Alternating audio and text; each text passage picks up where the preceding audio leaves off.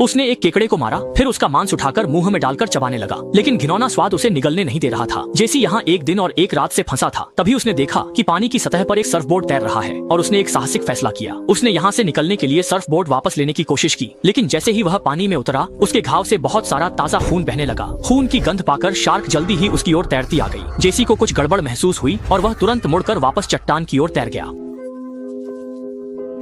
जब वह आराम कर रहा था तो उसे हैरानी हुई कि किनारे पर कोई इंसान जैसी आकृति लेटी हुई है।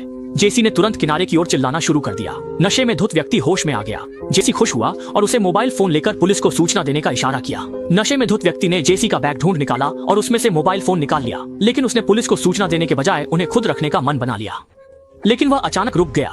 उसका जमीर नहीं जागा था, बल्कि उसने थोड़ी दूर पर रखा सर्फबोर्ड देख लिया था। जेसी ने उसे याद दिलाया कि पानी में शार्क है, लेकिन लालची नशेड़ी ने उस पर विश्वास नहीं किया। नतीजा यह हुआ कि शार्क ने उसे पानी में घसीट लिया और जब वह किसी तरह किनारे पर लौटा तो उसके शरीर का आधा हिस्सा ही बचा था। यह दृश्य देखकर जेसी के मन में डर बैठ गया।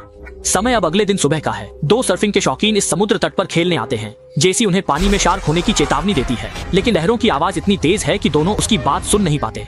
आदमी को समझ नहीं आया क्या हुआ। तभी शार्क ने उसे एक ही बार में निगल लिया। जब दूसरे को गड़बड़ महसूस हुई तो वह जान बचाने तेजी से तैरने लगा, लेकिन उसकी रफ्तार शार्क से कहां तेज होती, वह भी जल्दी ही झील की सतह से गायब हो गया। आदमी तुरंत नहीं मरा, बल्कि शार्क से बचकर चट्टान के दूसरी ओर तैर गया। जेसी ने उसे ऊपर खींचने हाथ बढ़ाया, लेकिन शार्क ने उसे छोड़ने का कोई इरादा नहीं दिखाया।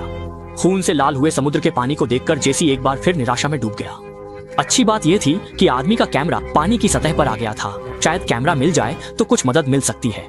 जेसी बचने की एक भी उम्मीद छोड़ना नहीं चाहता था, लेकिन उसे शार्क के आने से पहले कैमरा हासिल करना था। 30 सेकंड की उलटी गिनती पूरी करने के बाद वह पानी में कूद गया और अपना मिशन शुरू कर दिया। जैसे ही उसने कैमरा उठाया, अगले ही पल उसे अपनी पीठ के पीछे एक ठंडी सी सनसनी महसूस हुई।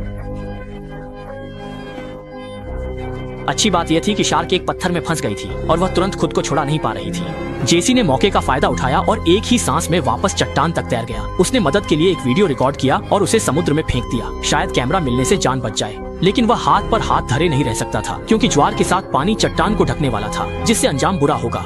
अब केवल सामने के फ्लोट तक तैरकर ही उसे थोड़ी सी उम्मीद मिल सकती थी, लेकिन वहाँ तक अभी भी दर्जनों मीटर की दूरी थी और पानी के नीचे जानलेवा शार्क थी। जब उसे समझ नहीं आ रहा था कि क्या करे, तभी एक झुंड जेलीफिश सतह पर आ गया। ये जेलीफिश भले ही आक्रामक न हो, पर इसका जहर शार्क को दर्द करा सकता है।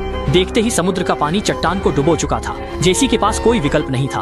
उसे पानी में कूदकर फ्लोट की ओर तैरना पड़ा। शार्क ने उग्र मोड़ में पीछा करना शुरू कर दिया और जेलीफिश ने खतरा भांपते ही झर छोड़ा।